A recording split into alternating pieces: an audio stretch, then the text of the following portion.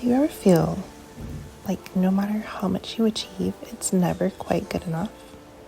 Or like you feel guilty for resting, for saying no, or even for choosing yourself? What a lot of people do not realize is the environment that you grew up in doesn't just stay in childhood. It follows you in your thinking, in your relationships, in the way that you see yourself.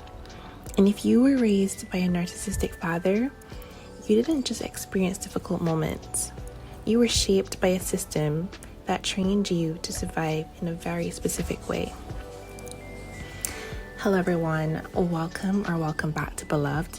Today I want to walk through 8 signs and symptoms that often show up in adulthood when you've been raised by a narcissistic father. Not to label you, but just to help you see with a bit more clarity. Because clarity is where our healing actually begins. So let's get right into it. Sign number 1, chronic self-doubt. You do not trust yourself. Even small decisions feel heavy. You second guess what you said, what you did, and what you chose. Because when you were growing up, your reality was constantly questioned, corrected, or dismissed.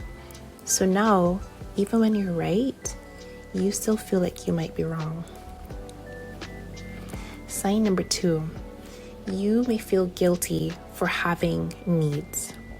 You feel guilty for needing rest, for setting boundaries, and for saying no, because your needs were either ignored, minimized, or treated like a burden. So now, choosing yourself does not feel natural, it feels wrong. Sign number 3, perfectionism and fear of failure. You feel like you have to get everything exactly right, not because you want excellence, but because you're trying to avoid criticism. Because when you were growing up, mistakes were never safe. They were punished, they were exaggerated, or they were used against you. So now, you don't just fear failure, you fear what failure means about you. Sign number 4, people pleasing and weak boundaries. You overextend yourself. You say yes when you mean no. You prioritize others even when it costs you, because you were trained to always keep the peace, to manage everyone's emotions, and to avoid conflict at all costs.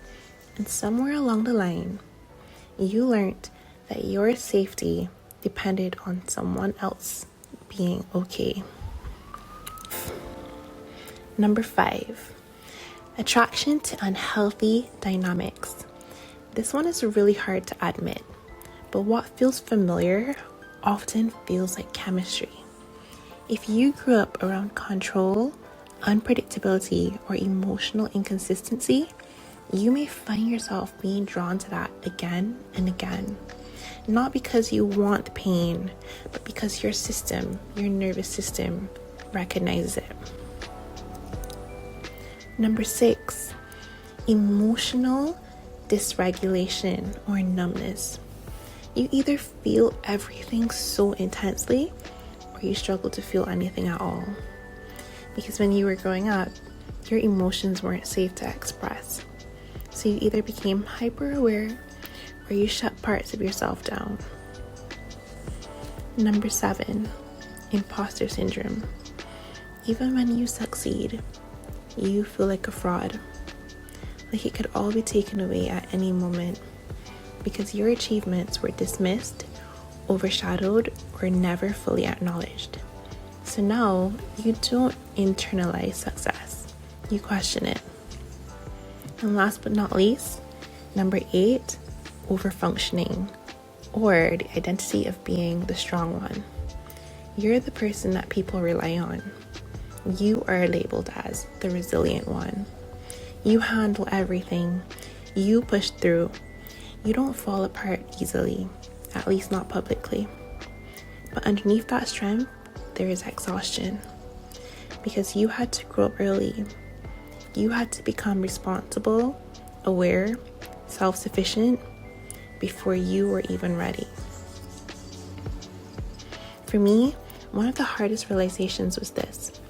I thought that I had moved on from my childhood, but I was still living in it, just in different environments with different people.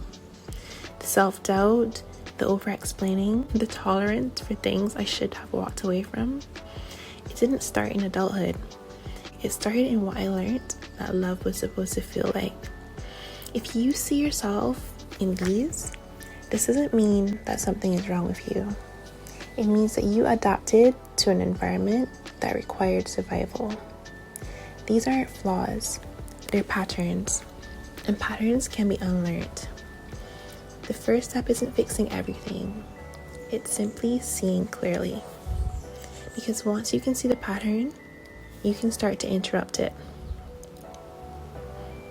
I'd love to know which one of these, or how many of these, if it's more than one, which particular numbers stood out to you the most. Because a lot of the time, that's the place where healing needs to begin. And I just want to remind you that you are not alone in this.